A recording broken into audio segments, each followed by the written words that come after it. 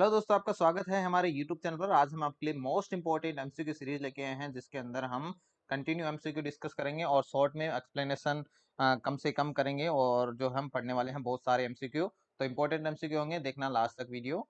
तो पहला हमारा क्वेश्चन है,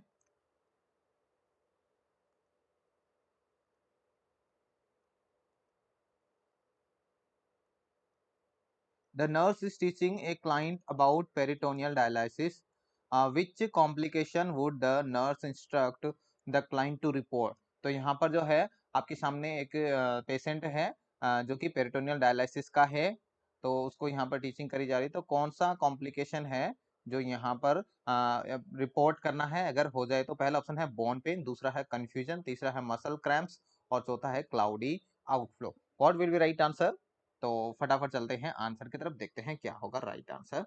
तो राइट आंसर होने वाला है ऑप्शन डी, क्लाउडी आउटफ्लो। यानी अगर आपको क्लाउडी आउटफ्लो देखने को मिलता है तो वो यहाँ पर इन्फेक्शन को यहाँ पर इंडिकेट कर रहा है। यानी अगर पेरिटोनियल है तो यहाँ पर पेरिटोनाइटिस को इंडिकेट कर रहा है, जिसको यहाँ पर तुरंत जो है पेशेंट रिपोर्ट करेगा, तुरंत रिपोर्ट करेगा। इसलिए D option will be right. बाकी यहाँ पर जो है नॉर्मली आपको देखने को मिल सकते हैं। नेक्स्ट क्वेश्चन देखते हैं हमारा। नेक्स्ट क्वेश्चन है, the nurse is performing hemodialysis on a client with the understanding that air embolus is a complication of the treatment. Which assessment finding indicate an air embolus? तो यहाँ पर जो है आप हेमोडायलिसिस का पेशेंट है और यहाँ पर जो है एयर एम्बोलिस जो है देखने को मिल रहा है। तो कौन सी फाइंडिंग है जो इंडिकेट कर रही है कि पेशेंट को एयर एम्बोलिस है? पहला ऑप्शन है कोल्ड इंटॉलरेंस, दूसरा है चेस्ट पेन एंड एंजाइटी, तीसरा ऑप्शन है डिक्रीज रेस्पिरेशन, चौथा है hypertension and widening pulse pressure. तो क्या होगा राइट आंसर? चलिए आंसर की तरफ चलते हैं, देखते हैं क्या होगा इसका राइट आंसर। तो right answer is option B, chest pain and anxiety. तो सबसे पहले अगर हम बात करें कि जब भी एयर एम्बोलिस होता है तो पेशेंट को जो है चेस्ट पेन और एंजाइटी फील होगी। और इसको ट्रेप करने के लिए हम जो है पेशेंट को हम कौन सी पोजीशन देते हैं? तो लेफ्ट साइड में हम पेशेंट को पोजीशन दे देंगे, जिससे हम राइट एट्रियम के अंदर जो है हम ट्रेप कर सकें एयर एम्बोलस को। उसके लिए हम लेफ्ट साइड में पोजीशन देंगे। तो हमें क्या करना है? राइट एट्रियम में ट्रेप करना है किसको? एम्बोलस को। क्लियर है, ध्यान रखना है। इसलिए हम जो है उसको लेफ्ट साइड की पोजीशन देते हैं। और जो है हेड साइड है उसको थोड़ा सा हम ऊपर कर सकते हैं, या फिर बोल सकते हैं हमें कौन सी देनी है, तो हमें रिवर्स टेंडरबर्ग पोजीशन देनी है। चलिए चलते हैं नेक्स्ट क्वेश्चन की तरफ। नेक्स्ट हमारा क्वेश्चन है, the patient with risk for postpartum hemorrhage, the early sign of hemorrhage in the client will be। तो यहाँ पर जो है आपका पोस्टपार्टम हेमरेज का यहाँ पर पेशेंट है, तो इसमें अर्ली साइन क्या होगा हेमरेज का? पहला ऑप्शन है कोमा, दूसरा है हाइपोटेंशन, तीसरा रेस्टलेसनेस, चौथा कूल काल्मी स्किन। तो क्या होगा यहाँ पर राइट आंसर? चलिए चलते हैं आंसर की तरफ बिना देरी के। तो right answer will be option C, restlessness. तो यहाँ पर जो है अगर हम बात करें, पेशेंट आपका जो है पोस्टपार्टम हेमरेज का है, कॉन्शियस पेशेंट है, तो इसके अंदर हम बात करते हैं सबसे पहले आपको जो है रेस्टलेसनेस आपको देखने को मिलेगा। और उसके बाद में जो है साइनोसिस की तरफ पेशेंट बढ़ता है। चलिए नेक्स्ट चलते हैं। नेक्स्ट हमारा क्वेश्चन है, the patient arterial blood gas result pH, जो आपका एबीजी है, एबीजी के रिजल्ट आपको फॉलोइंग देखने को मिल रहे हैं, जिसमें पीएच 7.32, पीसीओ2 47, बाइकार्बोनेट है 24 है, और पीओ2 जो है वो है 91। तो यहाँ पर जो है कौन सा क्लिनिकल मैनिफेस्टेशन है जो कि नर्स एंटिसिपेट करने वाली है ऑन दिस फाइंडिंग? तो यहाँ पर जो है क्या होगा पेशेंट को इस कंडीशन में? तो यहाँ पर पीएच है आपको इस तरह से देखने को मिल रही है, तो इस पीएच के अकॉर्डिंग है आपको क्या देखने को मिलेगा? पहला ऑप्शन है कंफ्यूजन, दूसरा है नोजिया एंड वोमिटिंग, तीसरा है डीप रैपिड रेस्पिरेशन, और चौथा है आपके पास में हाइपोवेंटिलेशन विद हाइपोक्सिया। तो क्या होगा राइट आंसर? चलिए चलते हैं आंसर की तरफ। तो right answer will be option D, hypoventilation with hypoxia. देखिए यहाँ पर जो है सबसे पहले हम देखते हैं पीएच है आपकी, जो कि आपको एसिडिक देखने को मिल रही है। पीएच है वो आपकी 7.32, यानी आपको जो है नॉर्मल पीएच कितनी होती है? 7.35 टू 7.45 नॉर्मल होती है। तो इससे कम अगर देखने को मिलता है तो आपकी एसिडिक होती है, और इसके ऊपर जाती है तो आपकी एल्कलाइन होती है।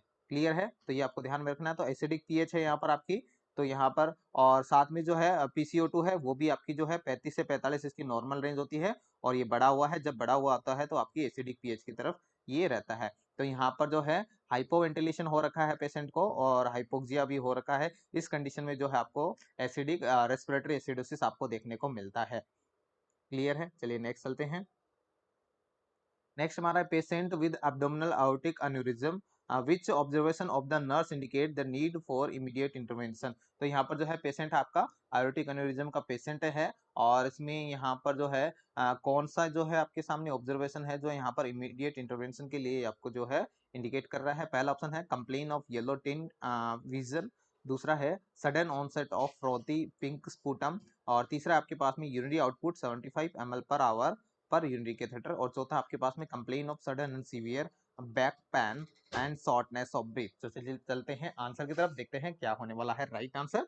तो right answer will be option D. Option D is the right answer. तो यहाँ पर जो आपके पास में ऑप्शन दे रखा है complain of sudden and severe back pain and shoulder of shortness of breath, तो यहाँ पर ये देखने को मिल रहा है, ये यहाँ पर इंडिकेट कर रहा है कि आपकी जो है आयोटा है, एब्डोमिनल आयोटा है, वहां से आपको रप्चर देखने को मिल रहा है, ब्लीडिंग आपको एब्डोमिनल ब्लीडिंग आपको देखने को मिलती है, जिसकी वजह से आपको ये साइन सिम्टम्स आपको देखने को मिल रहे हैं। इसके लिए हमें जो है इमीडिएट इंटरवेंशन हमें करना है। बाकी जो कंप्लेन है वो आपकी नॉर्मल है, येलो टिन विजन है जो आपको ओल्ड एज में भी ओपेसिटी डिक्रीज होने की वजह से आपको देखने को मिलता है। ओल्ड एज में ओपेसिटी डिक्रीज हो जाती है लेंस की, उसकी वजह से देखने को मिलता है। और ये सडन ऑनसेट ऑफ फ्रोटी स्पूटम, ये जो आपको हम बात करें तो यहाँ पर लेफ्ट साइडेड हार्ट फेलर के अंदर आपको देखने को मिलता है, यानी पल्मोनरी एडिमा में आपको ये देखने को मिलता है, पल्मोनरी एडिमा में देखने को मिलता है। और यहाँ पर ये पोलीयूरिया है, तो पोलीयूरिया को भी यहाँ पर पोलीयूरिया इंडिकेट कर रहा है, यानी more than 30 ml per our जो है आपका अब नॉर्मल के अंदर आता है। हम बोल सकते हैं मोर देन 50 ml वाला जो पोलीयूरिया के अंदर कंसिडर किया जाएगा, तो 75 ml पर आवर यानी पोलीयूरिया है। तो यहाँ पर भी इंटरमीडिएट इंटरवेंशन की जरूरत नहीं है, यहाँ पर आपको इंटरवेंशन की जरूरत है क्योंकि ये हेमरेज की वजह से हो रहा है, इंटरनल हेमरेज की वजह से आपको जो है ये साइन सिम्टम देखने को मिलते हैं। चलिए नेक्स्ट चलते हैं। नेक्स्ट हमारा क्वेश्चन है exchange of gases between the environment and lungs is called. पहला ऑप्शन है एक्सटर्नल रेस्पिरेशन, दूसरा पल्मोनरी वेंटिलेशन, तीसरा इंटरनल रेस्पिरेशन, चौथा है एक्सक्रीशन। तो यहाँ पर क्या होगा राइट आंसर? तो चार ऑप्शन आपके सामने हैं, फटाफट चलते हैं आंसर की तरफ, देखते हैं क्या होने वाला है राइट आंसर। तो right answer will be option B pulmonary ventilation. तो pulmonary ventilation will be right answer. देखिए यहाँ पर जो है आपको पूछा है कि आपके लंग्स और इन्वायरमेंट, यानी ये आपका लंग्स है, ये आपके लंग्स है, और लंग्स और जो इन्वायरमेंट है उनके बीच में जो गैसेस का एक्सचेंज हो रहा है, ये आपका इन्वायरमेंट है। तो यहाँ से जो गैसेस का एक्सचेंज हो रहा है इसको आप क्या बोलोगे? ये इन्वायरमेंट है, इन्वायरमेंट है। इन दोनों के बीच में जो गैसेस का एक्सचेंज हो रहा है उसको हम बोलते हैं पल्मोनरी वेंटिलेशन। ठीक है, क्लियर है। उसके बाद में जो यहाँ पर ब्लड वेसल्स जाती हैं, और ब्लड वेसल्स हैं जो अपने हार्ट से ब्लड को यहाँ पर चेंज करती हैं। तो यहाँ पर जो ये जो ब्लड और जो है लंग्स के बीच में जो वेंटिलेशन होता है उसको आप बोलते हो एक्सटर्नल रेस्पिरेशन, एक्सटर्नल रेस्पिरेशन। उसके बाद में जो है ब्लड और टिश्यू के बीच में, ब्लड और टिश्यू के बीच में जो एक्सचेंज होता है उसको आप बोलते हो इंटरनल रेस्पिरेशन, उसको हम बोलेंगे इंटरनल रेस्पिरेशन। और फिर जो सेल के अंदर जो एक्सचेंज होता है गैसेस का उसको आप बोलते हो सेलुलर रेस्पिरेशन। क्लियर है, ये सब चीज ध्यान रखना। चलिए चलते हैं नेक्स्ट क्वेश्चन की तरफ। नेक्स्ट हमारा क्वेश्चन है the normal intraocular pressure is. तो नॉर्मल आईओपी कितना होता है? आईओपी कितना होता है? पहला ऑप्शन है 8 से 21, दूसरा है 16 से 25, तीसरा है 20 से 35, चौथा है आपके पास में 29 से 38 mm of H G. What will be right answer? चले चलते हैं आंसर की तरफ। Right answer will be option A 8 to 21 mm of H G will be right answer. चलिए चलते हैं नेक्स्ट क्वेश्चन की तरफ। नेक्स्ट हमारा क्वेश्चन है the patient with sacral wound which is full thickness measure 4 centimeter into 6 centimeter with irregular border and is covered by a layer of black collagen which is the wound stage। तो यहाँ पर जो है आपके सामने एक जो फुल थिकनेस का यहाँ पर जो है वुंड देखने को मिल रहा है, जो कि 4 सेंटीमीटर बाई 6 सेंटीमीटर का यहाँ पर इरेगुलर बॉर्डर के साथ में मेजर किया जा रहा है, और जो कि ब्लैक कोलेजन से यहाँ पर कवर्ड है। तो कौन सी स्टेज है आपको कंफर्म, कौन सी स्टेज आप इसको बताओगे? पहला ऑप्शन है स्टेज 1, दूसरा स्टेज 2, तीसरा है स्टेज 3, चौथा है अनस्टेबल अनस्टेजेबल। तो क्या होगा इसका राइट आंसर? चलिए चलते हैं आंसर की तरफ। तो right answer will be option D unstable. तो अनस्टेजेबल तो क्योंकि यहाँ पर जो है ब्लैक कोलेजन आपकी ये लेयर आपकी पाई गई है, इस लेयर की वजह से जो हम हैं यहाँ पर नहीं बता सकते, यहाँ पर जो है कंफर्म नहीं कर पा रहे कि नॉट कंफर्म। तो यहाँ पर जो है ब्लैक कोलेजन आपकी ब्लैक लेयर की वजह से हम हैं जो यहाँ पर कंफर्म नहीं कर पा रहे हैं। तो हमें क्या करना है? इस लेयर को हटाना है, और इस लेयर को हटा के फिर हमें जो बताना है कि यहाँ पर कौन सी स्टेज है। तो यहाँ पर इन्वॉल्वमेंट के हिसाब से हमें बाद में पता चलेगा। चलिए चलते हैं नेक्स्ट क्वेश्चन की तरफ। नेक्स्ट हमारा क्वेश्चन है the nurse is caring for a client with Braden score of 13, how does the nurse interpret this client's for risk of breakdown, skin breakdown, risk of skin breakdown. तो यहाँ पर जो है Brydon score है जो आपको 13 देखने को मिल रहा है, उसके हिसाब से आपको बताना है कि यहाँ पर जो है पेशेंट है कौन कौन कितनी रिस्क पे है स्किन ब्रेकडाउन की। पहला ऑप्शन है हाई रिस्क, दूसरा है माइल्ड रिस्क, और तीसरा है आपके पास में सीवियर रिस्क, और चौथा है मॉडरेट रिस्क। तो क्या होगा इसका राइट आंसर? चलिए चलते हैं आंसर की तरफ। Right answer will be option D. Option D is the right answer, moderate risk. जो पेशेंट आपका मॉडरेट रिस्क पे होगा, क्योंकि यहाँ पर जो है स्कोर है वो इस तरह से हम देखते हैं 15 से 16 अगर हमें स्कोर देखने को मिलता है तो हम उसको माइल्ड रिस्क के अंदर कंसीडर करते हैं, और 12 से 14 देखने को मिलता है तो हम उसको मॉडरेट रिस्क में कंसीडर करते हैं, और 11 से अगर आपको कम देखने को मिलता है तो उसको आप सीवियर रिस्क में कंसीडर करते हो। तो 13 यहाँ पर स्कोर दे रखा है जो कि 12 से 14 के बीच में है, जिसको आप मॉडरेट रिस्क में कंसीडर करोगे। चलिए नेक्स्ट चलते हैं। नेक्स्ट हमारा क्वेश्चन है which lab value require immediate intervention by the nurse. तो यहाँ पर जो है कौन सी लैब वैल्यू के अकॉर्डिंग जो है आपको इंटरमीडिएट जो इंटरवेंशन करना है, तुरंत आपको इंटरवेंशन करना है। पहला ऑप्शन है कैल्शियम 9.8 mg पर डीएल, दूसरा सोडियम 137 मिली इक्विवेलेंट पर लीटर, चौथा है क्लोराइड, और चौथा है क्लोराइड है 104 मिलीक्यूलेंट पर लीटर, और चौथा है आपके पास में पोटेशियम 3.1 मिलीक्यूलेंट पर लीटर। तो क्या होगा, कौन सी जो है यहाँ पर रिपोर्ट आपको अब नॉर्मल दिखाई दे रही है? तो उसके लिए आपको जो है सारी नॉर्मल रिपोर्ट है उनके बारे में आपको पता होना चाहिए। चलते हैं आंसर की तरफ।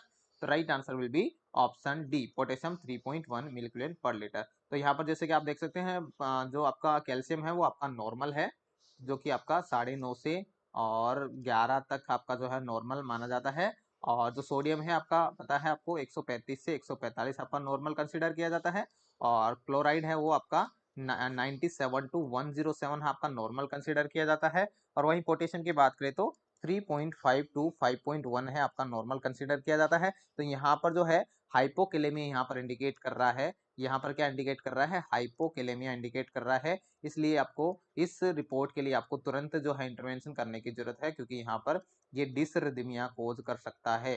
क्या कर सकता है? ये डिसरिदमिया कोज कर सकता है, इसलिए हमें इसके ऊपर तुरंत इंटरवेंशन करने की जरूरत है। नेक्स्ट चलते हैं।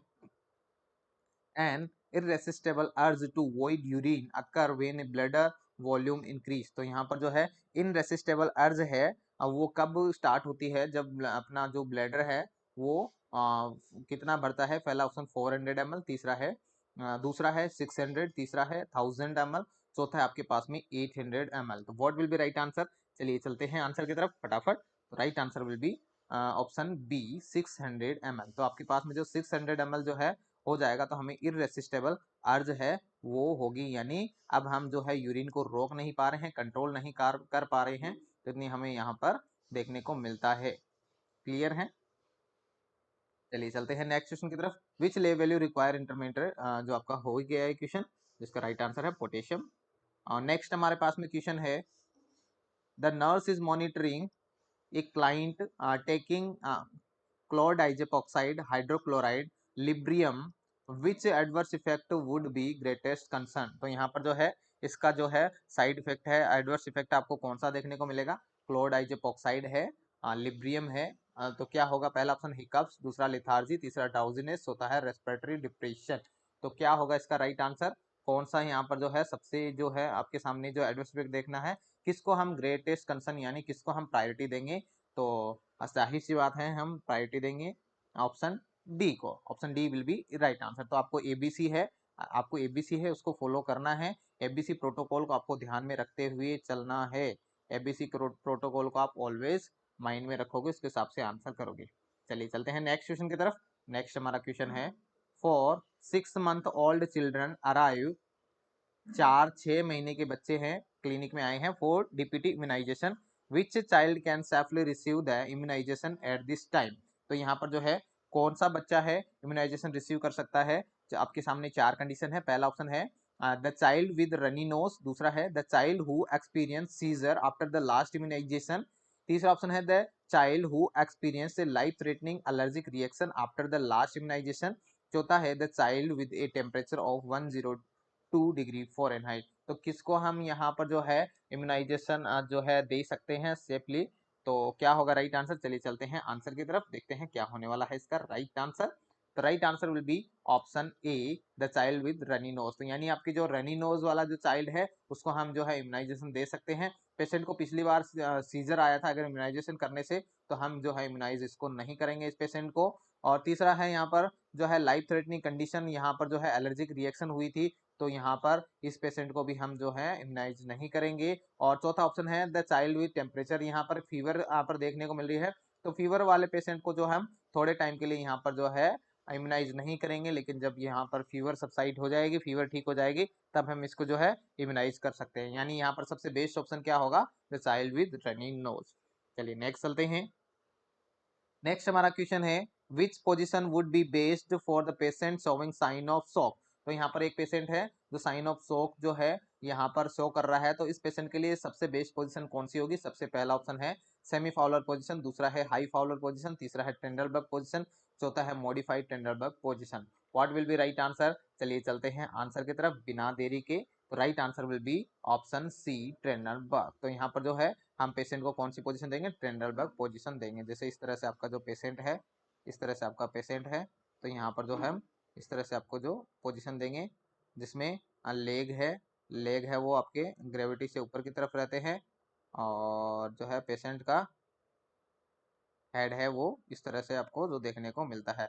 तो इस तरह से हम पेशेंट को पोजीशन देंगे। बेड है, इस तरह से हम बेड को एलिवेट करेंगे। क्लियर है, इस तरह से हम बेड को एलिवेट करेंगे, जैसे कि आप देख रहे हैं ये आपका, जैसे मान लीजिए 30 डिग्री है, इस तरह से हम बेड को एलिवेट करते हैं। लेग है वो ऊपर की साइड रहेंगे, जिससे क्या होगा, वीनस रिटर्न है बहुत अच्छे से होगा, वीनस रिटर्न बहुत अच्छे से होगा, और पेशेंट को जो है यहाँ पर कार्डियक जो है यहाँ पर वीनस रिटर्न अच्छा मिलेगा, जिसकी वजह से जो है कार्डियक आउटपुट भी अच्छा होगा। क्लियर है, नेक्स्ट चलते हैं। नेक्स्ट आपका क्वेश्चन है the patient receiving IV heparin therapy for a pulmonary embolism which lab value would the nurse suspect to order on this client. तो यहाँ पर जो है आईवी हिपेरिन जो है पेशेंट ले रहा है, तो कौन सी यहाँ पर टेस्ट है वो आप जो है प्रीफर करोगे, ऑर्डर करोगे। पहला ऑप्शन है हिमेटोक्रिट, दूसरा है एसडीएल एंड एलडीएल, तीसरा है पीटीटी एंड आईएनआर, चौथा है ट्रोपोनिन लेवल। तो क्या करोगे इस पेशेंट के लिए। तो चलिए चलते हैं आंसर की तरफ। तो right answer will be option C. तो यहाँ पर जो है हिपेरिन क्या है, आपकी एंटीकोगुलेंट है। क्या है, सबसे पहले आपको पता होना चाहिए, एंटीकोगुलेंट ड्रग है, जो यहाँ पर क्या करती है, ब्लड को क्लोटिंग होने से बचाती है। तो यहाँ पर ये सारी जो है ब्लीडिंग, जो यहाँ पर ब्लीडिंग से रिलेटेड प्रोफाइल है जो हम इस पेशेंट में करने वाले हैं। क्लियर है, नेक्स्ट चलते हैं। The patient receiving IV heparin and not the INR 4.6, which order by the health care provider does the nurse anticipate। तो यहाँ पर जो है INR आपको 4.6 आपको देखने को मिला है, तो यहाँ पर जो है क्या यहाँ पर एंटिसिपेट होगा, यानी क्या नेक्स्ट जो ट्रीटमेंट होने वाला है इस पेशेंट का। पहला ऑप्शन है an order of vitamin K IM, दूसरा है an order of protamine sulphate, और तीसरा है an order of redraw labs in 6 hour, चौथा है an order to increase the infusion rate. तो क्या होगा इसका राइट आंसर। चलिए चलते हैं आंसर की तरफ, देखते हैं क्या होने वाला है राइट आंसर। तो right answer will be option B, an order of protamine sulphate. जैसे कि आप देख सकते हैं यहाँ पर जो है आईएनआर आपको 4.6 देखने को मिलता है। अगर आपका नॉर्मल पेशेंट है तो उसका 1 जो है 1 तक हम है आईएनआर जो है नॉर्मल मानते हैं, लेकिन यहाँ पर जो है अगर यहाँ पर पेशेंट है एंटीकोगुलेंट पर है तो हम 3 तक भी यहाँ पर कंसिडर कर सकते हैं नॉर्मल। लेकिन यहाँ पर जो है 3 से ज्यादा होने पर यहाँ पर जो है टॉक्सिसिटी शो करेगा। तो यहाँ पर जो है हिपेरिन की टॉक्सिसिटी शो कर रहा है कि 4.6 जो है वो यहाँ पर हिपेरिन की टॉक्सिसिटी शो कर रहा है, इसलिए हमें क्या करना है, इसका एंटीडोट देना है। क्या करना है, हमें इसका एंटीडोट देना है। हिपेरिन का एंटीडोट क्या होता है, प्रोटामाइन सल्फेट, जो हमें यहाँ पर देना है। विटामिन के किसका है, तो विटामिन के आपका वारफरिन का है। अगर यहाँ पर ड्रग कौन सी होती, अगर यहाँ पर ड्रग वारफरिन होती तो हम यहाँ पर विटामिन के हम दे सकते थे। अदरवाइज यहाँ पर जो है हिपेरिन के लिए विटामिन के का यहाँ पर कोई रोल नहीं है। बाकी ये जो है आप लेब जो है आप कर सकते हैं, लेकिन यहाँ से इससे कोई मतलब नहीं है। An order to increase infusion rate, और इन्फ्यूजन रेट को हमें कम करना है, इंक्रीज नहीं करना। चलिए नेक्स्ट चलते हैं। नेक्स्ट हमारा क्वेश्चन है a patient comes in emergency department in her third trimester of pregnancy with painless vaginal bleeding, which condition is suspected. तो यहाँ पर जो है पेशेंट आया है आपके पास में थर्ड ट्राइमेस्टर में, के पास में पेनलेस विजाइनल ब्लीडिंग आपको देखने को मिल रही है। तो यहाँ पर जो है कौन सी कंडीशन है वो सस्पेक्ट हो रही है। पहला ऑप्शन है प्लेसेंटल अब्रप्सियो, दूसरा है यूरिनरी ट्रैक्ट इन्फेक्शन, तीसरा है प्लेसेंटा प्रीविया, चौथा है यूटेराइन पॉलिप्स। तो what will be right answer? चलिए चलते हैं आंसर की तरफ, देखते हैं क्या होने वाला है राइट आंसर। तो right answer will B placenta previa, यानी प्लेसेंटा प्रीविया में क्या होता है? पेनलेस वेजाइनल ब्लीडिंग आपको देखने को मिलती है, पेनलेस वेजाइनल ब्लीडिंग आपको देखने को मिलती है। और प्लेसेंटा अब्रिप्सियो में क्या होता है? पेनफुल वेजाइनल ब्लीडिंग आपको देखने को मिलती है। क्लियर है? नेक्स्ट चलते हैं। नेक्स्ट हमारा क्वेश्चन है, the nurse gives A 35-year-old primary gravida client Rogam injection in 27 week of pregnancy. Which of the following client situation require the nurse to take this action? तो यहाँ पर जो है रोगम इंजेक्शन कौन से पेशेंट को मिलना चाहिए? पहला ऑप्शन है RS negative mother and RS positive father, दूसरा है RS negative mother and RS negative father, तीसरा है RS positive mother and RS negative father, चौथा है RS positive mother and RS positive father. तो कौन से पेशेंट को हम जो है, कौन से यहाँ पर जो है, यहाँ पर कपल को हम जो रोगम का इंजेक्शन देंगे? What will be right answer? तो चलिए चलते हैं आंसर की तरफ। तो right answer will be option A, negative RS negative mother and RS positive father. तो यहाँ पर जो है मदर का ग्रुप ब्लड ग्रुप नेगेटिव हो और फादर का ब्लड ग्रुप जो है पॉजिटिव होता है, तो हम यहाँ पर रोगम इंजेक्शन देते हैं, अदरवाइज हमें जरूरत नहीं पड़ती है। अगर मदर पॉजिटिव है तो हमें जरूरत नहीं पड़ती, अगर मदर नेगेटिव है और फादर भी नेगेटिव है तो भी हमें जरूरत नहीं पड़ती है, लेकिन मदर नेगेटिव है और फादर पॉजिटिव है तब हमें जरूरत पड़ती है। क्लियर है? नेक्स्ट हमारा क्वेश्चन है, which of the following is used for passive immunization? तो यहाँ पर जो है कौन सा यहाँ पर पैसिव इम्यूनाइजेशन है? पहला ऑप्शन है ह्यूमन एंड एनिमल सीरा, दूसरा है टॉक्सॉइड, तीसरा है किल्ड वैक्सीन, चौथा है लाइव एटेन्यूएटेड वैक्सीन। तो क्या होगा राइट आंसर? चलिए चलते हैं आंसर की तरफ, देखते हैं क्या होगा राइट आंसर। तो right answer will be option A, human and animal सीरा। तो यहाँ पर जो है ये आपके एंटीबॉडी हैं, ये क्या है? आपकी एंटीबॉडी है, और ये सब के अंदर जो है आपके एंटीजन होते हैं। तो एंटीजन क्या करते हैं? एक्टिव पार्टिसिपेशन करते हैं, एक्टिव पार्टिसिपेट करके और फिर एंटीबॉडी का फॉर्मेशन करते हैं, एंटीबॉडी फॉर्मेशन करते हैं। क्लियर है? ये आपके यहाँ पर एंटीजन के अंदर एक्टिव बॉडी पार्टिसिपेशन होता है, और एंटीबॉडी ऑलरेडी जो है एंटीबॉडी है, हमें जो है बॉडी का एक्टिव पार्टिसिपेशन नहीं होता है, इसमें जो डायरेक्ट एंटीबॉडी है वो हमें मिलती है, इसलिए ये आपका पैसिव इम्यूनाइजेशन कहलाएगा। क्लियर है? नेक्स्ट चलते हैं। नेक्स्ट हमारा क्वेश्चन है, a patient comes in emergency department in her third trimester of pregnancy with painless vaginal bleeding. जो ये आपका क्वेश्चन हो चुका है, जिसका राइट आंसर होगा option C, placenta previa. Clear है? नेक्स्ट चलते हैं। Normal respiration is also called, normal respiration को क्या बोलते हैं? पहला ऑप्शन है यूपनिया, दूसरा है एपनिया, तीसरा है डिस्निया, चौथा है ऑर्थोपनिया। तो क्या होगा right answer? What will be right answer? चले चलते हैं आंसर की तरफ। तो right answer will B यूपनिया। यूपनिया is the term called for normal respiration. तो नॉर्मल रेस्पिरेशन के जो हम टर्म यूज करते हैं उसको हम यूपनिया बोलते हैं। एपनिया में क्या होता है? एब्सेंस होता है, एब्सेंस होता है। डिस्निया में क्या होता है? डिफिकल्टी होती है। और ऑर्थोपनिया में क्या है? अपराइट पोजिशन में हमें रेस्पिरेशन करने में सही रहता है, अपराइट पोजिशन, ऑर्थोपनिया। लिया है, अपराइट पोजीशन होती है इसमें। चलिए नेक्स्ट चलते हैं, ये आपका क्वेश्चन हो चुका है। नेक्स्ट हमारा क्वेश्चन है, a client admitted with the possible appendicitis. तो यहाँ पर अपेंडिसाइटिस का यहाँ पर पेशेंट है, which finding bye the nurse would be expected in assessment of this client. तो यहाँ पर इसके अंदर जब हम पेशेंट के अंदर हम असेसमेंट करेंगे तो हमें क्या देखने को मिलेगा? पहला ऑप्शन है पॉजिटिव स्वास साइन, दूसरा है पॉजिटिव मर्फी साइन, और तीसरा है पॉजिटिव होमान साइन, चौथा है पॉजिटिव चैडविक साइन। तो क्या होगा right answer? What will be right answer? फटाफट सब लोग जो है यहाँ पर देखेंगे। चलिए चलते हैं आंसर की तरफ, क्या होने वाला है राइट आंसर देखते हैं। Right answer will be option A, positive स्वास साइन। तो पॉजिटिव स्वास साइन है वो हम यहाँ पर पेशेंट में देखते हैं, जिसके अंदर क्या होता है, हम जो मान लीजिए अपेंडिक्स आपकी लेफ्ट साइड में है तो हम क्या करते हैं, सॉरी राइट साइड में आपकी अपेंडिक्स है, तो यहाँ पर हम लेफ्ट साइड में क्या करते हैं?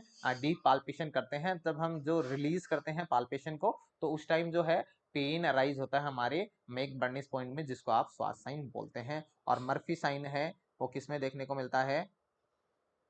आपको कमेंट करके बताना है। अगर आप ये वीडियो यहाँ तक पहुंचे हैं, देखे हैं, तो आपको मर्फी साइन है वो बताना है किसके अंदर देखने को मिलता है। और होमान साइन है, होमान साइन आपको जो है इसके अंदर देखने को मिलता है, ये भी आपको जो है क्वेश्चन में बताना है। चैडविक साइन है आपका गायनी का है, चैडविक साइन आपका जो है गायनी का है, जिसमें ब्लूइश डिस्कलोरेशन ऑफ सर्विक्स आपको देखने को मिलता है।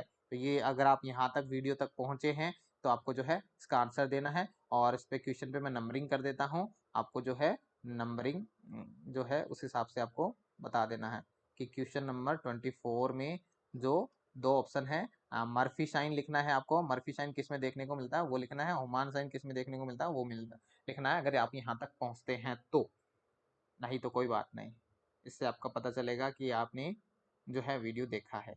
चलिए नेक्स्ट चलते हैं। नेक्स्ट हमारा क्वेश्चन है which heart sound would be audible in auscultation. तो कौन सी हर्ट साउंड है जो हमें अस्कल्टेशन में सुनाई देती है? पहला ऑप्शन है S2 S3, दूसरा है आपके पास में S3 S4, तीसरा आपके पास में S4 एंड S1, और चौथा आपके पास में S1 and S2। What will be right answer? चलिए चलते हैं आंसर की तरफ, देखते हैं क्या होगा इसका राइट आंसर। तो right answer will be option D S1 and S2, जिसको हम लब डब बोलते हैं। और जो है S1 कहाँ से आती है आपकी? S1 आती है आपकी जो एवी वाल्व क्लोज होते हैं, एवी वाल्व की वजह से आती है, एवी वाल्व की वजह से आपको सुनाई देती है। और जो S2 है वो आपको पल्मोनिक वाल्व की वजह से आपको सुनाई देती है। एवी वाल्व कौन से होते हैं? ट्राइकस और बाइकस्पिड वाल्व, या फिर बोल सकते हैं ट्राइकस और मिट्रल वाल्व की वजह से। पल्मोनिक वाल्व, एओर्टिक वाल्व, और आपकी जो है कौन सा होता है?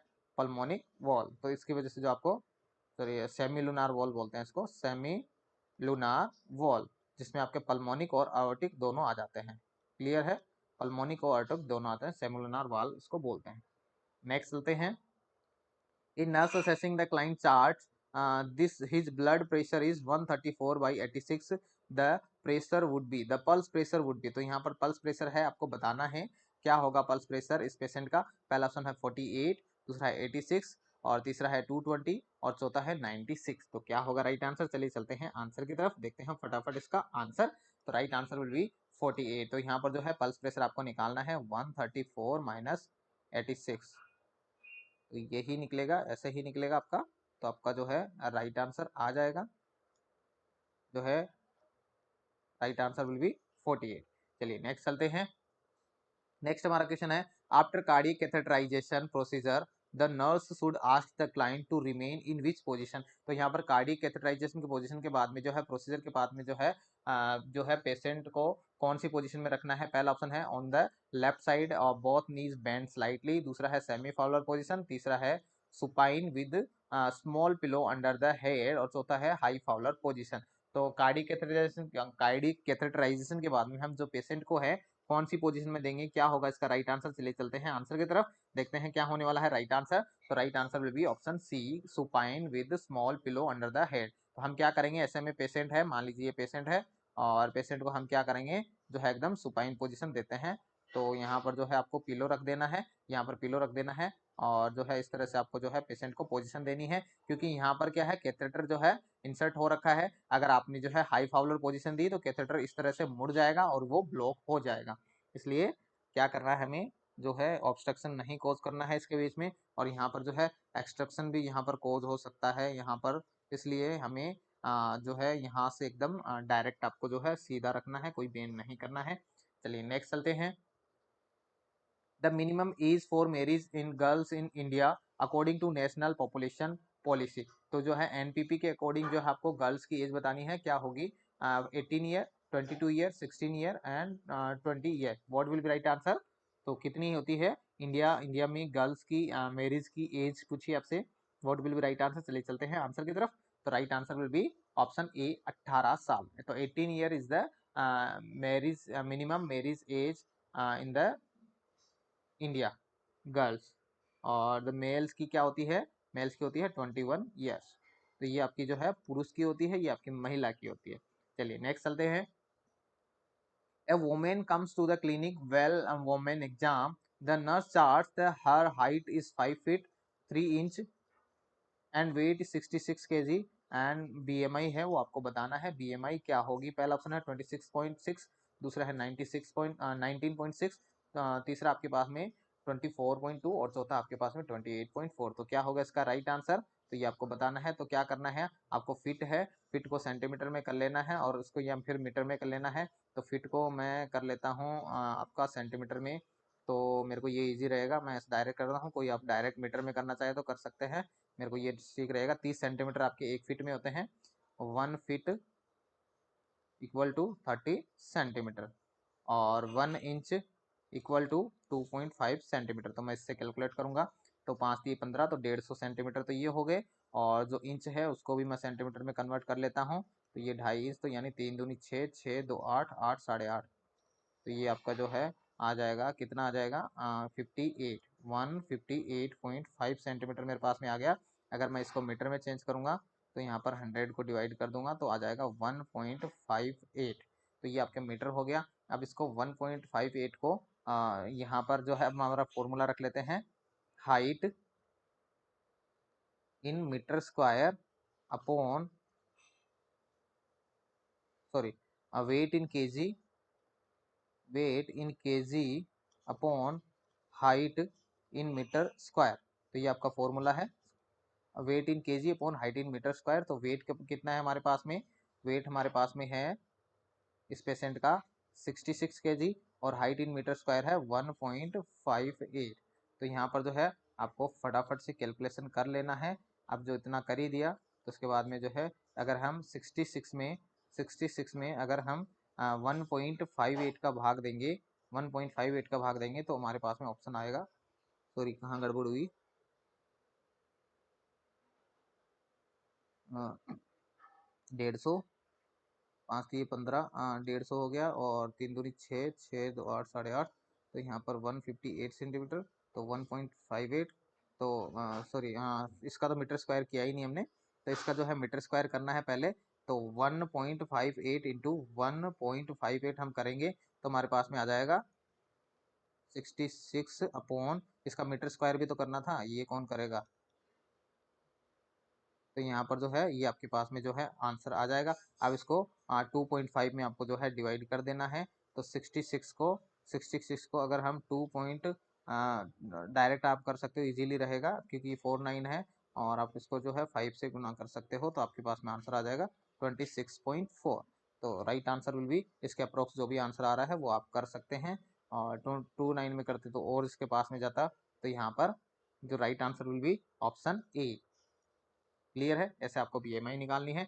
नेक्स्ट हमारा क्वेश्चन है, gravida refers to which of the following description. तो यहाँ पर जो है ग्रेविडा से आप क्या समझते हैं। पहला ऑप्शन है number of time of female has been pregnant, दूसरा है number of full time a female has delivered, तीसरा है नंबर ऑफ लाइव चिल्ड्रन, चौथा है number of preterm pregnancy in female has had. तो क्या होगा इसका राइट आंसर, चलिए चलते हैं आंसर की तरफ। तो right answer will be option A, number of time a female has been pregnant. तो यहाँ पर right answer will be option ए।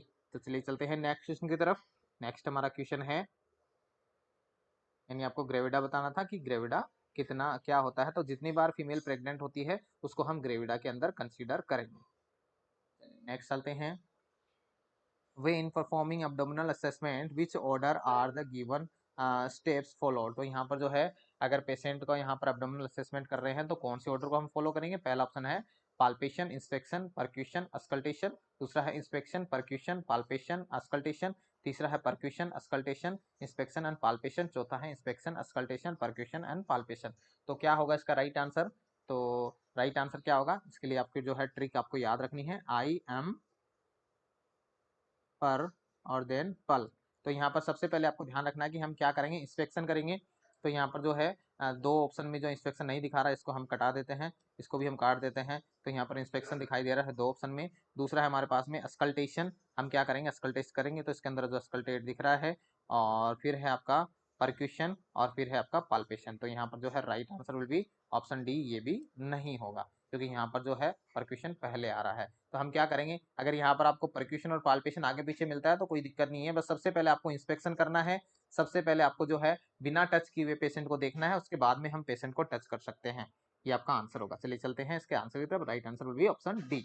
चलिए चलते हैं नेक्स्ट क्वेश्चन की तरफ। नेक्स्ट क्वेश्चन क्या होगा, which of the following would be considered as a sensible type of fluid loss. तो कौन सा है सेंसिबल फ्लूइड लॉस के अंदर कंसिडर किया जाता है। पहला ऑप्शन है स्वेट, दूसरा है रेस्पिरेटरी एक्सक्रीशन, तीसरा है वोमिटिंग, चौथा है वाटर लॉस इन फीसेस।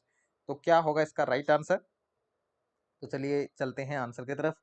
तो right answer will be option C, vomiting. तो यहाँ पर जो है वोमिटिंग को हम कलेक्ट कर सकते हैं और कलेक्ट करके हम मीजर कर सकते हैं कि कितना हमारा जो वाटर लॉस हुआ है। बाकी स्वेट है जो कि आपका जो है सेंसिबल नहीं होगा, इनसेंसिबल होगा, क्योंकि हम इसको जो है काउंट नहीं कर सकते। लेकिन कोई आपसे पूछे कि एक्सेसिव स्वेट अगर वर्ड दे दे एक्सेसिव स्वेट, तो ये आपका काउंटेबल में होता है। एक्सेसिव स्वेट है वो आपका काउंटेबल में होगा, इसको हम सेंसिबल के अंदर काउंट करेंगे, क्योंकि हम अगर ज्यादा ही पसीना हो रहा है तो हम उस पसीने को इकट्ठा करके हम देख सकते हैं कि कितना हमारा लॉस हुआ है। बाकी रेस्पिरेटरी एक्सक्रीशन ये भी आपका इनसेंसिबल में आएगा, और वाटर इन फिकस ये भी आपका जो है इनसेंसिबल में आएगा। तो यहाँ पर जो है वॉमिटिंग है वो यहाँ पर राइट आंसर होगा। नॉर्मल स्वेट की अगर हम बात करें इनसेंसिबल होगा, एक्सेसिव स्वेट है वो आपका सेंसिबल होगा। क्लियर है, ये चीज भी आपको ध्यान में रखनी है।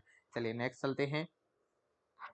नेक्स्ट हमारा क्वेश्चन है which of the following action does not require to use standard precaution। तो कौन सा एक्शन है जिसमें हमें स्टैंडर्ड प्रिकॉशन की जरूरत नहीं पड़ेगी। पहला ऑप्शन है कांटेक्ट विद ब्लड, दूसरा कांटेक्ट विद यूरिन, तीसरा है कांटेक्ट विद स्वेट, चौथा है कांटेक्ट विद वोमिटिंग। तो किसके साथ में जो हमें कांटेक्ट की यहाँ पर जो है कांटेक्ट प्रिकॉशन यानी स्टैंडर्ड प्रिकॉशन की जरूरत नहीं पड़ेगी। क्या होगा राइट आंसर? तो चलिए चलते हैं आंसर की तरफ, देखते हैं क्या होगा इसका राइट आंसर। तो right answer will be option C, sweat है। स्वेट के अंदर जो हमें कांटेक्ट की जरूरत नहीं पड़ती है, क्योंकि यहाँ पर जो है स्किन इंटैक्ट है, स्किन ये आपकी इंटैक्ट है। तो इंटैक्ट स्किन से यहाँ पर जो है सिक्रेशन होता है, तो यहाँ पर जरूरत नहीं पड़ती है हमें, नो रिक्वायरमेंट। और जो बाकी जो है आपकी कॉन्टेक्ट स्किन जो है इनर बॉडी के जो आपके फ्लूइड हैं, जिनमें सबको जो है आपको प्रिकॉशन की जरूरत पड़ती है। क्लियर है, चलिए चलते हैं नेक्स्ट क्वेश्चन में। नेक्स्ट हमारा क्वेश्चन है A client in ICU has chest tube and the nurse assessing the chest tube drainage system. The nurse noticed intermittent bubbling in the water seal chamber.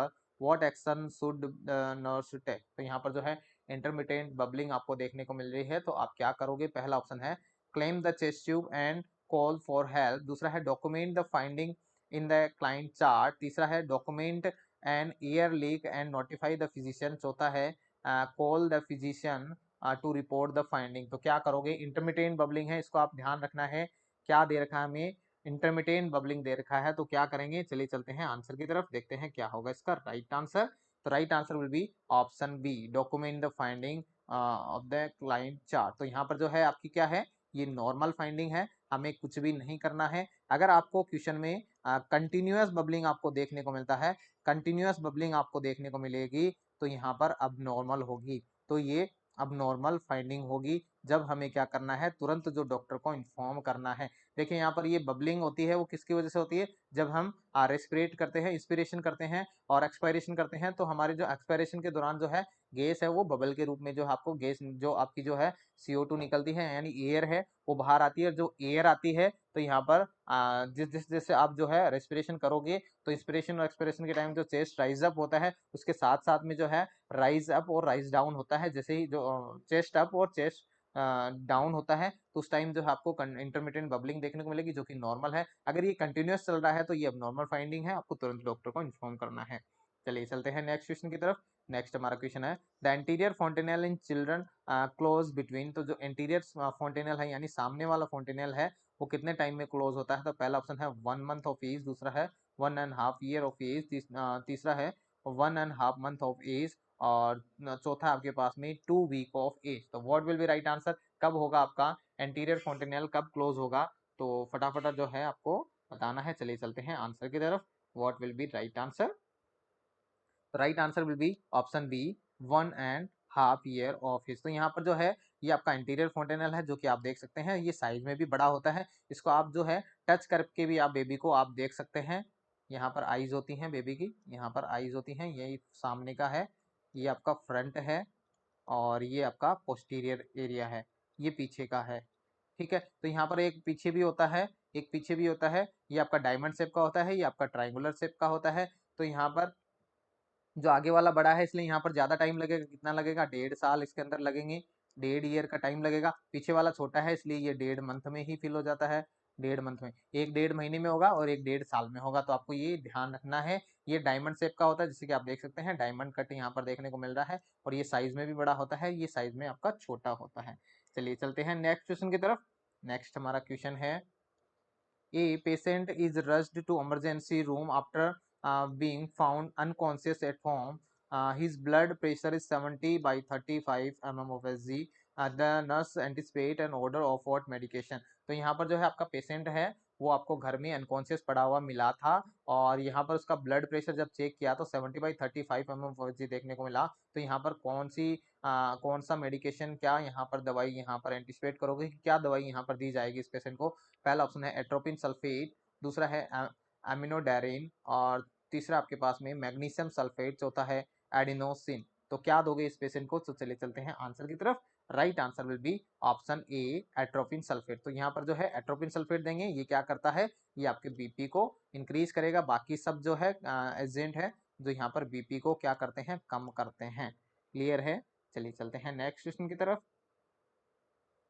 Next हमारा question है the first action in case of blood transfusion reaction is. तो यहाँ पर जो है first action क्या होगा, BT. जब हम बीटी रिएक्शन हो जाएगी, बीटी अगर रिएक्शन हो गई तो आपका फर्स्ट एक्शन क्या होने वाला है। पहला ऑप्शन है waiting for symptoms to subside, दूसरा है maintaining a line with normal saline और तीसरा है स्टॉपिंग द ब्लड, चौथा है इन्फॉर्मिंग ए फिजिशियन। तो यहाँ पर क्या करोगे, what will you do here. तो चलिए चलते हैं आंसर की तरफ, देखते हैं क्या करने वाले हैं हम। तो right answer will be option C. सबसे पहले क्या करना है आपको, जो है आईवी जो आपका ब्लड है, ब्लड ट्रांसफ्यूजन है, उसको सबसे पहले हम स्टॉप करेंगे। तो यहाँ पर जो है फर्स्ट प्रायोरिटी हम इसको देंगे। उसके बाद में हम डॉक्टर को इन्फॉर्म कर सकते हैं। हम इस क्वेश्चन के अकॉर्डिंग डॉक्टर को इन्फॉर्म कर सकते हैं। पेशेंट को ऑक्सीजन की जरूरत है तो ऑक्सीजन भी लगा सकते हैं। आईवी जो है लाइन हम चला सकते हैं कंटिन्यूस में। तो ये बाकी सब हम बाद में काम कर सकते हैं, लेकिन सबसे पहले आपको जो है ब्लड को स्टॉप करना है और उसके बाद में डॉक्टर को इन्फॉर्म करना है। चलिए चलते हैं नेक्स्ट क्वेश्चन की तरफ। नेक्स्ट हमारा क्वेश्चन है first step of abdominal assessment. तो अब्डोमिनल असेसमेंट की फर्स्ट स्टेप क्या होगी। पहला option auscultation, palpation, inspection and percussion. What will be right answer. तो वही आपको जो है याद रखनी है, आई एम पर पल। तो इसी से आपको याद रखनी, सबसे पहली होती है आपकी इंस्पेक्शन, ये आपकी सबसे पहली है। उसके बाद में जो है अस्कल्टेशन होगी और उसके बाद में जो है आपकी परक्यूशन होगी और सबसे लास्ट में आपकी जो है पाल्पेशन होगी। ये आगे पीछे हो सकती है परक्यूशन और पाल्पेशन, क्योंकि दोनों में टच हो रहा है तो कोई दिक्कत नहीं है, हम कर सकते हैं। लेकिन यहाँ पर जो है एकदम से आपसे कोई पूछे तो पाल्पेशन आपको लास्ट में बताना है, बाकी अगर कोई आगे पीछे भी दे देता है तो चलता है। चलिए नेक्स्ट चलते हैं।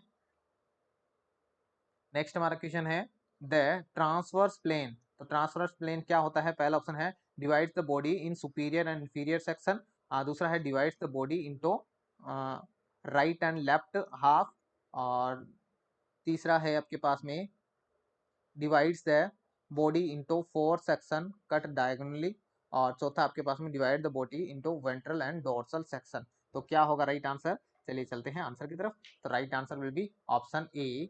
ट्रांसवर्स प्लेन क्या होता है, बॉडी को जो है सुपीरियर और इंफीरियर, यहाँ पर इस तरह से हम बात करें, ये आपकी बॉडी है।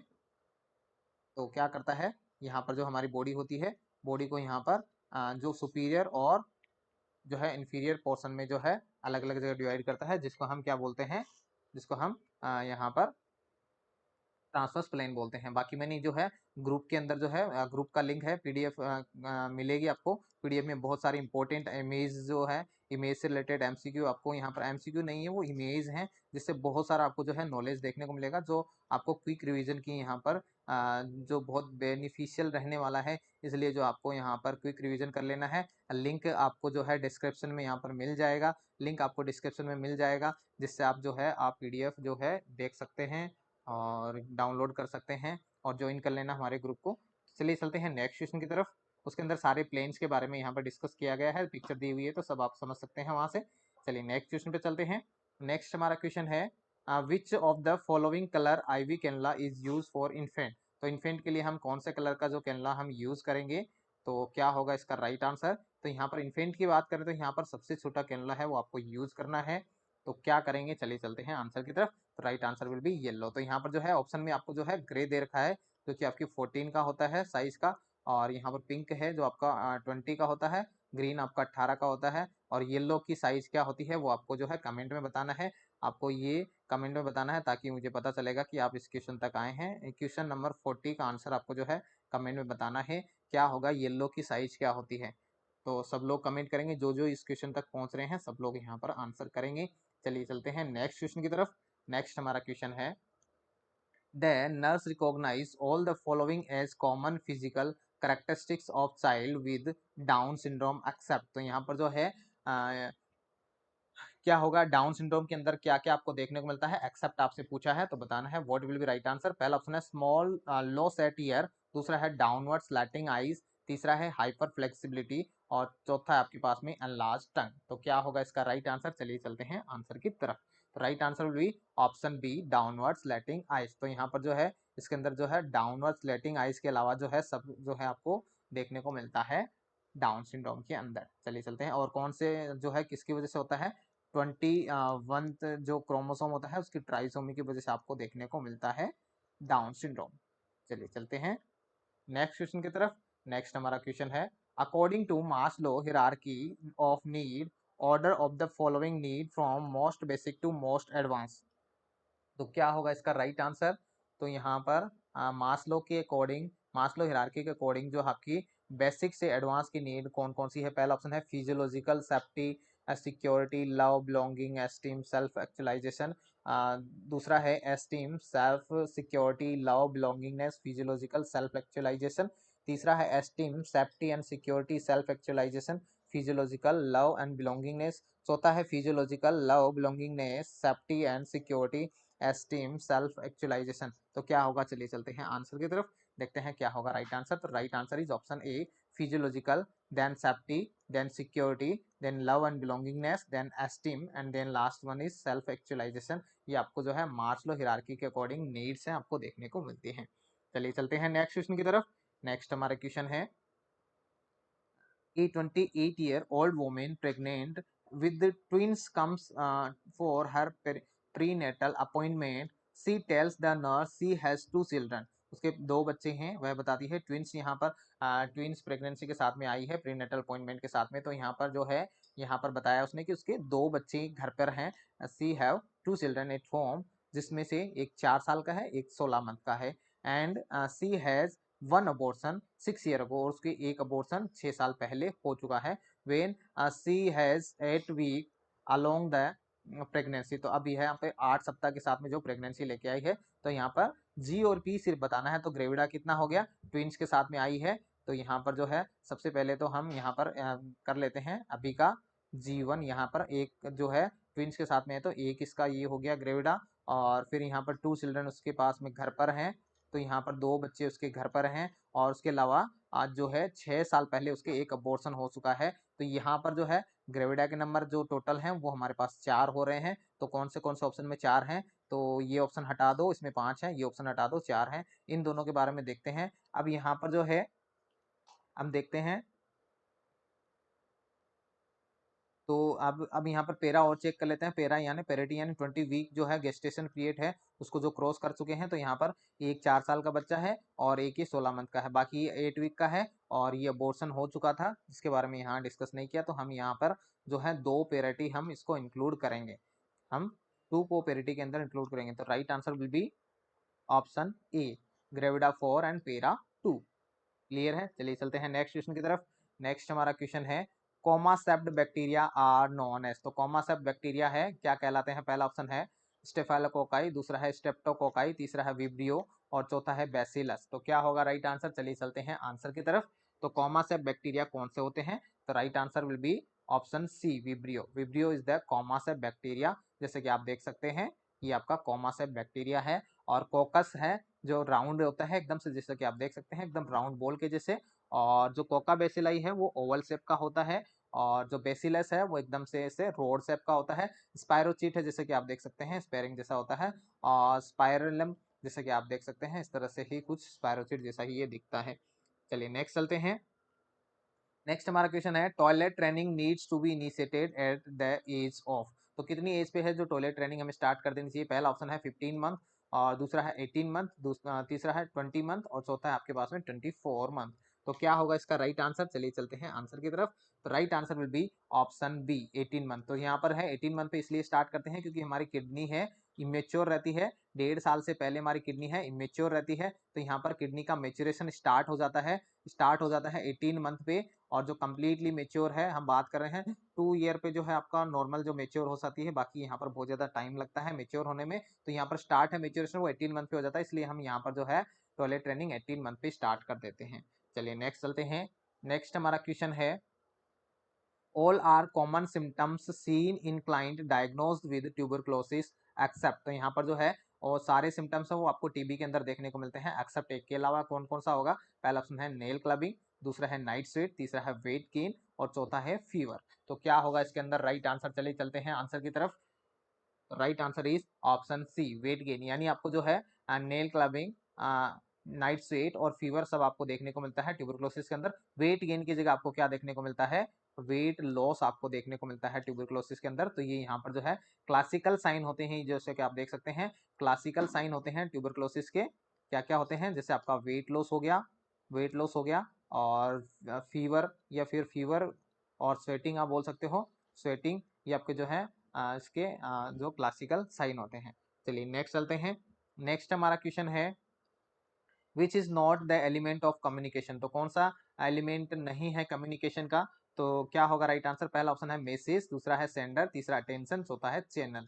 तो चलिए चलते हैं आंसर की तरफ, देखते हैं क्या होगा राइट आंसर। तो right answer is option C attention. Attention is the not element of communication. तो क्या होते हैं इसके कम्युनिकेशन के एलिमेंट की बात करें तो एस एम सी आर, ये इसके जो है एलिमेंट्स होते हैं।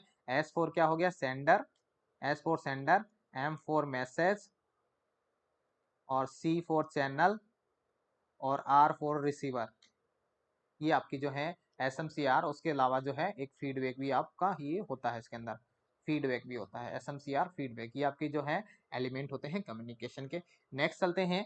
नेक्स्ट हमारा क्वेश्चन है the nurse is creating a discharge plan for a client with cholecystitis. तो यहाँ पर कोलिसिस्टाइटिस का पेशेंट है जिसका यहाँ पर डिस्चार्ज किया जा रहा है। The nurse should encourage the client to follow. तो यहाँ पर जो है कोलिसिस्टाइटिस के पेशेंट को यहाँ पर जो है इंस्ट्रक्शन दिया जा रहा है डिस्चार्ज से पहले। तो क्या क्या यहाँ पर क्या दिया जाएगा, क्या यहाँ पर जो है बोला जाएगा, टीचिंग करवाई जाएगी। पहला ऑप्शन है a diet in low in potassium, दूसरा है a diet low in fat, तीसरा है a diet with increase vitamin B12, चौथा है a diet with low in phosphorus. तो क्या होगा इसका राइट आंसर? चलिए चलते हैं आंसर की तरफ। तो right answer will be option B low in diet. तो यहाँ पर लो डाइट इन फेट, तो यहाँ पर जो है कौन सी डाइट है जो हम यहाँ पर देंगे जिसके अंदर फेट कम हो, यानी फेट जो है जिसके अंदर लो हो वो हम ऐसे पेशेंट को हम देते हैं। क्योंकि यहाँ पर जो है कोलिसिस्टाइटिस, यहाँ पर इन्फ्लामेशन हो रखा है गाल ब्लैडर का, गाल ब्लैडर का यहाँ पर इन्फ्लामेशन होता है। गाल ब्लैडर के अंदर क्या रहता है? बाइल स्टोर रहता है। तो जब जब फेट का डाइजेशन करवाना होगा, फेट के डाइजेशन के लिए क्या आएगा आपके पास में? बाइल का सिक्रेशन होगा, यानी आपका जो है जो गॉल ब्लैडर जो है स्टिमुलेट होगा और जिसके अंदर आपको पेन देखने को मिलता है। चलिए नेक्स्ट चलते हैं। नेक्स्ट हमारा क्वेश्चन है the larynx is closed during swallowing by. जो लैरिंग्स है वो किसके द्वारा क्लोज होता है स्वेलिंग के दौरान, स्वेलोविंग के दौरान, जब हम खाना निगलते हैं, निगलना, स्वेलोविंग मतलब निगलना। तो किसके द्वारा बंद होता है? पहला ऑप्शन है वोकल कॉर्ड, दूसरा एपिग्लोटिस, तीसरा है क्रिकोइड कार्टिलेज, चौथा है थायराइड कार्टिलेज। तो क्या होगा इसका राइट आंसर? चलिए चलते हैं आंसर की तरफ, देखते हैं इसका राइट आंसर क्या होगा। तो right answer will be option B epiglottis. तो आपको जो है एपिग्लोटिस है वो आपके लैरिंग्स को जो है, लैरिंग्स है क्लोज करता है लैरिंग्स को, ताकि जो फूड पार्टिकल हैं, फूड पार्टिकल्स हैं वो आपके ट्रेकिया में या फिर एयर पाइप के अंदर जो है एंटर ना करें। क्लियर है? एयर पाइप में जाने से क्या करता है? प्रिवेंट करता है। कौन? एपिग्लोटिस। ये आपकी लीड लाइफ जो लीड लीफ लाइफ स्ट्रक्चर होती है, यानी ढक्कन होता है। चलिए नेक्स्ट चलते हैं। नेक्स्ट हमारा क्वेश्चन है a client BP is 134/84 mm of Hg। Main arterial pressure है आपको बताना है, क्या होगा इसका राइट आंसर? MAP आपको बताना है। MAP mean arterial blood pressure आपका क्या होगा? तो बीपी आपको दे रखा है 134/84 mm ऑफ Hg, फटाफट आप बताएंगे तो क्या होगा इसका राइट आंसर? क्या होता है? तो पहला ऑप्शन है 79 mm of Hg, दूसरा है 48 mm of Hg, तीसरा है 92 mm of Hg, चौथा है 100 mm of Hg। तो इसका फॉर्मूला क्या होता है? 1/3 PP प्लस DBP। तो ये इसका फॉर्मूला होता है। तो यहाँ पर 1/3 जो है PP कितना होगा? तो यहाँ पर जो है पहले इसका निकाल लेते हैं हम। 132 से 84 हम निकाल लेंगे तो 12 में से 4 गए, 8 बचे, और 12 में से 8 गए, फिर से 4 बचे। तो यहाँ पर ये इसका राइट आंसर यहाँ पर 48 ही आपका आ जाएगा। और इसका आपको जो है 3 में आपको भाग देना है, तो कितना आ जाएगा वो, कितना आएगा आपको कैलकुलेट करना है, 16 आ जाएगा। तो 16 आ जाएगा। और यहाँ पर डायस्टोलिक बीपी कितना है इसका, 84 है। तो 84 प्लस 16 कितना होता है, तो 100 होगा। तो यहाँ पर जो है कितना आएगा एमएपी आपको बताना है। तो इसका फॉर्मूला क्या होता है, एक बार मैं क्लियर लिख देता हूँ। 1/3 पीपी प्लस, प्लस में क्या होगा डी बी पी। तो यहाँ पर जो है पहले इसका 1/3 कर लीजिए, उसके बाद में ये जोड़ दीजिए। तो यहाँ पर जो है पल्स प्रेशर हमने निकाला पहले, सिस्टोलिक माइनस डायस्टोलिक, हमने पल्स प्रेशर निकाल लिया। उस जो आया अपना कितना आया, 48 mmHg आया।